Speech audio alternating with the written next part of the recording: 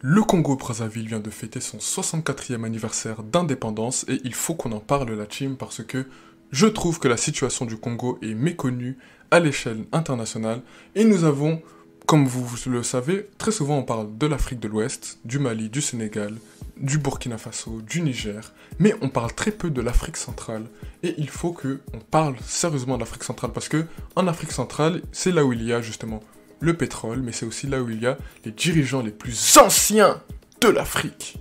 Donc sans plus tarder, je vais commencer par me présenter. Hey la team, c'est Fisco James, et à Fisco James on parle d'actualité politique, sociale et sportive. Donc si jamais ce sont des thématiques qui vous intéressent, n'hésitez pas à vous abonner. D'ailleurs, je vais faire un petit recap, parce que la team, vous savez, vous êtes quasiment nombreux à me suivre en ce moment, ça me fait plaisir, on est de plus en plus nombreux. Mais le petit problème, c'est que vous êtes quasiment 97 à 98% à regarder mes vidéos sans être abonné. Donc la team, si jamais vous voulez donner de la force à votre boy, n'hésitez pas à vous abonner. Il suffit juste de cliquer sur le bouton s'abonner. Vous pouvez même appuyer sur la cloche, comme ça vous recevrez une notification à chaque fois que je sortirai une vidéo.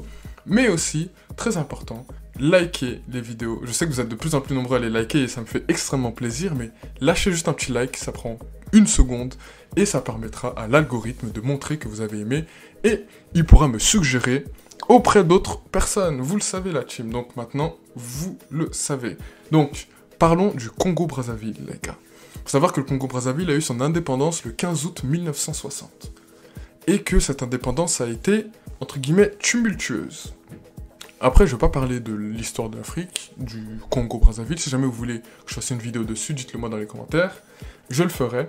Mais là, aujourd'hui, on est plutôt là pour parler du Congo et pour sensibiliser les gens au Congo-Brazzaville. Il faut savoir que l'année dernière, j'ai déjà fait une vidéo sur le Congo-Brazzaville. Et là, ça sera plutôt un enrichissement. Les gars, il faut savoir qu'au Congo-Brazzaville, on a un président qui est au pouvoir depuis 1979. Aujourd'hui, on est en 2024. Il y a eu une petite interruption dans son... on va dire quinquennat. Il n'y a même pas de mot pour un quarantaine. Et il faut savoir que ça fait 40 ans que le monsieur est au pouvoir. 40 ans de pouvoir, ça fait quasiment un demi-siècle. Et ça ne dérange personne. Et en fait, moi, c'est ça qui me choque. C'est qu'au bout de 40 ans, il n'y a personne qui se lève, il n'y a personne qui se dit « Non, stop, c'est fini, on peut plus continuer comme ça ». C'est trop grave les gens. 40 ans de pouvoir, aucune opposition dans son pays, répression totale de l'opposition, contrôle des médias, c'est-à-dire que tout est muselé là-bas. Tu peux pas t'exprimer. Si tu es contre lui, c'est fini pour toi. On va te retrouver quelque part, en prison, et tu vas y rester jusqu'à... Voilà.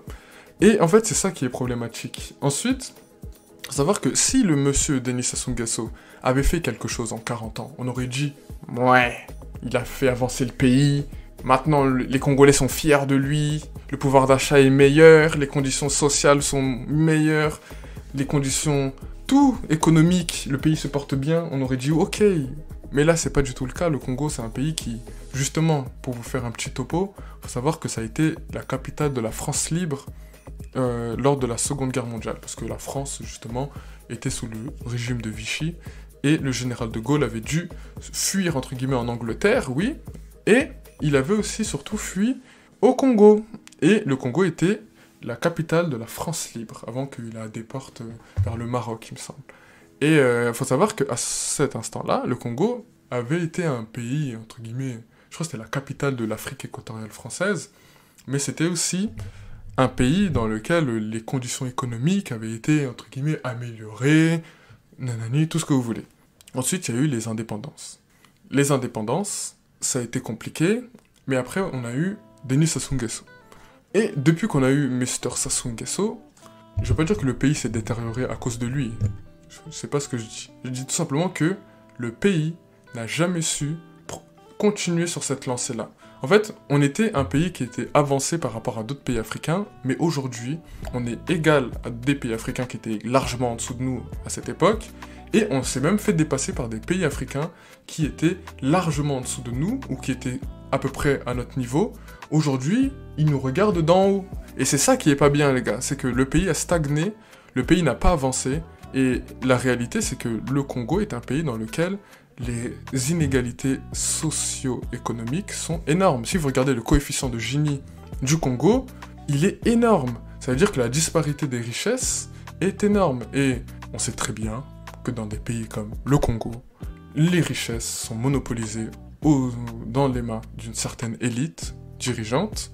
Et cette élite-là, on les connaît tous. C'est une élite qui passe son temps à dépenser son argent dans la consommation de biens, de services, tout ce que vous voulez, en Occident.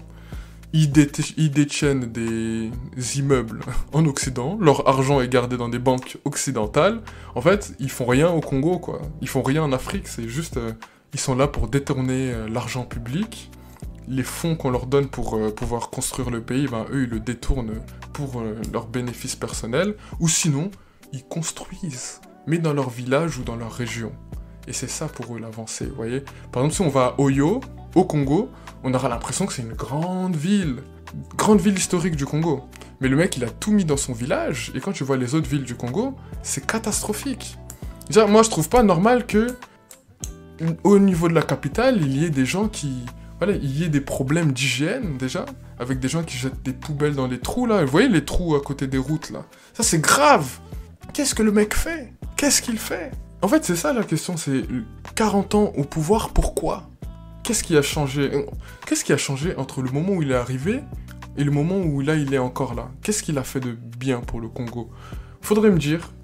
Il y a des gens, justement, ils seront pas d'accord avec ce que je dis, mais les gens, soyez sensés, s'il vous plaît, soyez sensés. Il n'y a pas eu de changement. Ça s'est même empiré. Et je pense que vous voyez comme nous tous la situation dans bon nombre de pays africains. Il y a des choses qui changent. Il y a des accords qui sont renégociés. Il y a des dynamiques sociales, politiques qui changent. Et nous, on est là. Et en fait, c'est ça le problème. C'est que je trouve qu'en Afrique noire, on dort trop. En Afrique centrale, pardon. En Afrique centrale, on dort trop. On n'est pas assez conscient des enjeux politiques, géopolitiques. On n'est pas conscient des réalités, enfin de la réalité politique dans le monde dans lequel nous on vit.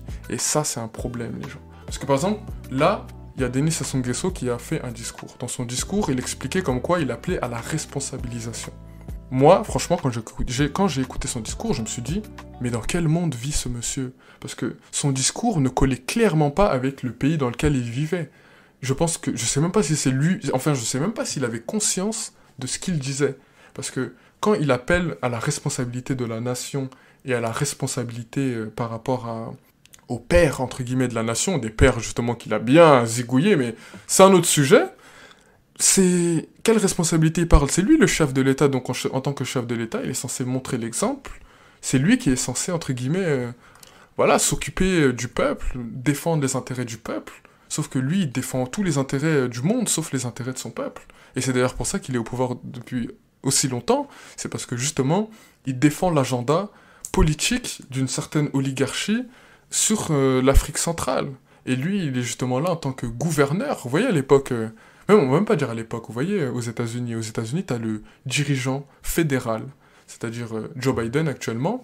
Ensuite, t'as des gouverneurs d'États fédérés. Ben, lui, Denis Sassou Nguesso, c'est le gouverneur de l'État du Congo. Congo-Brazza. Et c'est dramatique, les gens.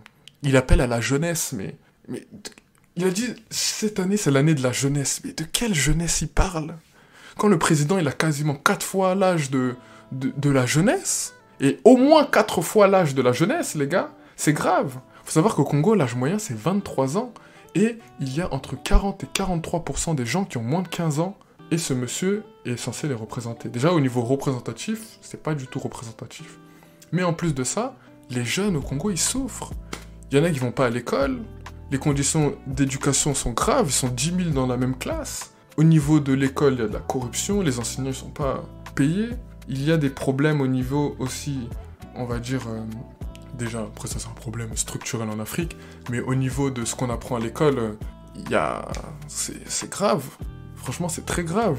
Et l'éducation en Afrique, il faut savoir qu'il y a beaucoup de jeunes, donc normalement tu dois mettre les moyens sur l'éducation. Il n'y a pas de moyens qui sont mis sur l'éducation. Il y a 42% de chômage des jeunes, et ce chiffre-là, je l'ai eu auprès de la Banque mondiale. C'est pas un chiffre que j'ai inventé, c'est un chiffre de la Banque mondiale. Il y a beaucoup de personnes au Congo qui n'ont pas d'emploi, ou même qui n'ont jamais travaillé de leur vie, et là c'est des gens de la génération sacrifiée, ceux qui sont nés entre 70 et 90. Il y en a beaucoup et 80 plutôt on va dire, il y en a beaucoup qui n'ont presque jamais travaillé de leur vie, et ça c'est grave. Vous savez, le Congo, c'est un pays où j'ai vu le PIB par habitant, il est de 2000 $. Et les gens ils vont dire, ah, 2000 $, c'est bien. Non, on parle de 2000 $ par an. Ça veut dire que tu es aux alentours de peut-être 150 $ par mois. 150 $ par mois. Et c'est ça la réalité du Congo, c'est que c'est un pays où malheureusement, il y a beaucoup de richesses, c'est vrai, mais c'est un pays où les richesses sont très mal réparties. Et c'est aussi un pays dans lequel, malheureusement, il n'y a pas de perspective. Les gens fuient. Il y a eu des problèmes ethniques à l'ancienne. Et jusqu'à aujourd'hui, on en voit toujours les conséquences. Dans le sens où, au gouvernement ou dans les grandes institutions, c'est des gens d'une certaine ethnie ou d'une certaine, entre guillemets, acquaintance avec le président ou avec sa famille qui sont au pouvoir. Et tout ça, c'est grave. Moi, je suis une personne, je milite pour la démocratie. Mais quand on dit République du Congo, eux, c'est démocratique du Congo. Nous, on est entre guillemets une république. Sauf que le Congo n'est pas une république, les gens. Il n'y a pas de république au Congo. Le président, quand il est élu, je suis même pas sûr que c'est le peuple qui l'élit. Il est élu virtuellement à travers une machination qui lui permet, entre guillemets, d'avoir beaucoup de votes, sachant... Et pour moi, c'est pas possible. Avec tout ce qu'il a fait au Congo... Depuis 40 ans, on va pas me sortir, et même si on était bête, vas-y, admettons qu'on est bête, on va pas faire comme si un dirigeant qui reste 40 ans au pouvoir, et qui fait n'importe quoi, et même s'il avait été bien, il fait pas 89-90% aux élections, genre c'est pas possible, à part si t'es rwandais, oui, Rwanda avec Kagame, oui, tu peux faire ça, normal, mais encore, Kagame, on sait très bien comment il traite l'opposition. Nous, on fait semblant, c'est ça le pire. Lui, Kagame, on sait déjà, nous, on fait semblant, et ça, c'est pas bien. Parce qu'aujourd'hui, il y a beaucoup de gens qui se retrouvent non représentés, beaucoup de gens qui aimeraient avoir la parole pour s'exprimer, qui voudraient faire changer les choses, et malheureusement, ces personnes-là, elles peuvent pas, parce que l'opposition est muselée, et il n'y a aucun contre-pouvoir au Congo. On a un parlement qui est totalement aux couleurs du président, voilà. On a des institutions qui sont totalement aux couleurs du régime présidentiel. On a des personnes dans les hauts postes qui sont clairement des proches, ou des personnes de son parti, ou même des personnes de sa propre famille. Il faut savoir que même là, et je pense que je vais terminer dessus parce que sinon la vidéo risque d'être longue, c'est que il compte apparemment, parce qu'il y aura des élections en 2026. 2026, à mon avis, il risque encore de passer à 79 voire 80% comme d'habitude, quoi. Mais apparemment, il dit que, et je pense pas que ça sera en 2026, peut-être que ce sera en 2031, il compte mettre son fils, Christelle Sassou Nguesso, au pouvoir. La team, moi je vous cache pas que si jamais ça arrivait... ah non, le Congo... Et moi, comme on dit, et c'est ça qui est dommage et triste, c'est que il y a un adage qui dit « Chaque peuple mérite le dirigeant qu'il a ». Et Sankara avait même dit « L'esclave qui n'est pas capable d'assumer sa révolte ne mérite pas qu'on s'apitoie sur son sort. » Tout simplement. Il a totalement raison. Le Congo, malheureusement, que voulez-vous qu'on dise? On a ce président, on est dans cette situation-là, car les gens ne réagissent pas, donc les restons comme ça. C'est dommage, mais c'est une réalité, malheureusement. Donc voilà, en tout cas, dites-moi si vous avez appris quelque chose sur le Congo. En tout cas, la fête d'indépendance, moi, je ne célèbre pas ça. Pour moi, le Congo n'est pas indépendant. Donc voilà, la team, on va s'arrêter là. Du coup, si jamais vous avez aimé cette vidéo, partagez-la auprès de vos proches. Si vous êtes Congolais de Brazza, abonnez-vous à la chaîne. Voilà, faites partager ça à vos proches aussi, afin qu'elles soient sensibilisées sur ce qui se passe au Congo, parce que le Congo, les gens ne connaissent pas, on connaît plus le Congo Kinshasa. Mais en même temps, c'est normal, vu que à Kinshasa, il se passe beaucoup de choses très graves actuellement, et la lumière est entre guillemets mise là-bas, mais faut pas oublier ce qui se passe au Congo-Brazzaville. Et le Congo-Brazzaville, c'est un pays qui a un énorme potentiel, mais qui est malheureusement... Vous voyez, c'est ce genre de joueur qui... Tu te dis, waouh, il est archi fort. Mais le problème, c'est qu'il est toujours blessé, et que le coach, il sait pas l'utiliser. Vous voyez, le coach, il fait des dingueries. Il est là, il fait jouer milieu, alors que le mec, c'est un défenseur.